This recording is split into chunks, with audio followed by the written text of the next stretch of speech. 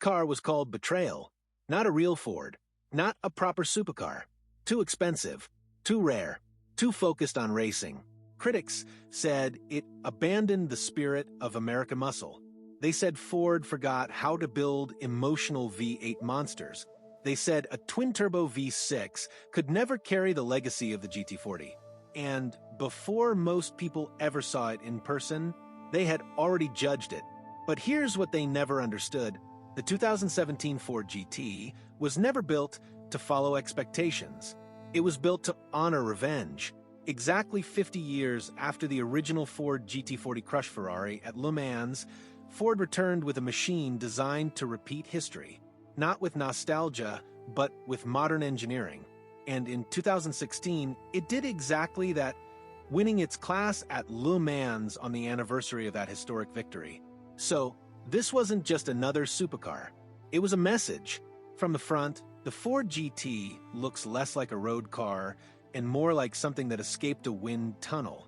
The nose sits impossibly low, carved from carbon fiber with razor-thin LED headlights, slicing across the front like sharp blades.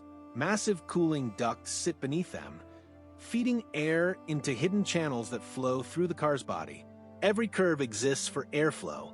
Nothing is decorative. The front splitter stretches forward aggressively, pressing the car into the asphalt at high speed. Move to the side, and the engineering becomes almost surreal. The flying buttresses stretch from the roof into the rear fenders, creating enormous aerodynamic tunnels that push air toward the rear wing. These dramatic openings aren't styling tricks, they're aerodynamic weapons. The body panels wrap tightly around a carbon fiber monocoque chassis, making the entire car incredibly rigid while keeping weight extremely low. Large side intakes feed cool air to the twin-turbocharged engine. Even the doors cut upward into the roofline, making entry feel like climbing into a Le Mans race car. Step inside and the philosophy becomes immediately clear. This is not a luxury cabin. It's a racing cockpit adapted for the road. The seats are fixed directly into the carbon fiber tub, meaning they never move. Instead, the pedals and steering column adjust to fit the driver. The steering wheel looks like something lifted straight out of endurance racing, filled with controls for drive modes and performance settings. A fully digital instrument cluster changes depending on the selected driving mode, transforming from a road-friendly display into track telemetry when performance settings are activated. Alcantara, exposed carbon fiber, and minimalistic design dominate the cabin. Everything unnecessary has been removed. At the rear, the Ford GT becomes even more dramatic. The circular LED taillights appear to float within the bodywork, glowing like red rings inside the aerodynamic tunnels. The active rear wing rises automatically at speed, increasing downforce when the car needs stability the most. Beneath it, an enormous rear diffuser stretches deep under the chassis, managing airflow to keep the GT planted at extreme velocity. Twin exhaust outlets sit proudly in the center, ready to release the aggressive growl of the turbocharged engine. And under that transparent engine cover lies one of the most controversial choices Ford ever made. Instead of a V8, the Ford GT uses a 3.5-liter twin-turbocharged EcoBoost V6, producing 647 horsepower and 746 newton-meters of torque. Power is delivered to the rear wheels through a lightning-fast 7-speed dual-clutch transmission. The result is explosive.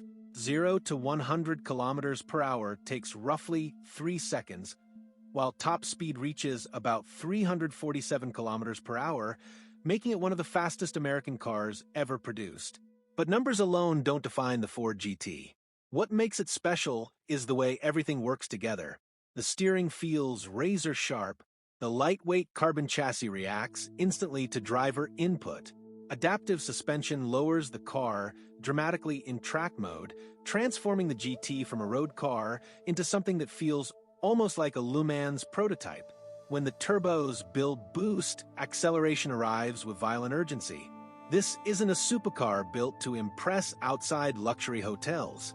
It's a machine built to dominate racetracks. Production was extremely limited. Only about 1,350 units were produced worldwide between 2017 and 2022. When it launched, the Ford GT carried a price tag of around $450,000, but today, many examples sell for over $1 million in the collector market. And maybe that rarity is part of its legend, because the 2017 Ford GT isn't just a tribute to the past. It's proof that racing history still drives innovation. Call it radical, call it controversial, call it a race car pretending to be a road car. But once those twin turbos begin to scream and the carbon body slices through the air, you stop questioning it. You start understanding. Because when the Ford GT reaches full speed on an open road, the only thing louder than the turbos is the legacy behind it. If machines like this remind you why automotive history still matters, hit that like button. And if you believe racing legends never truly disappear, tell me in the comments. Subscribe, because the next car we explore might rewrite history all over again.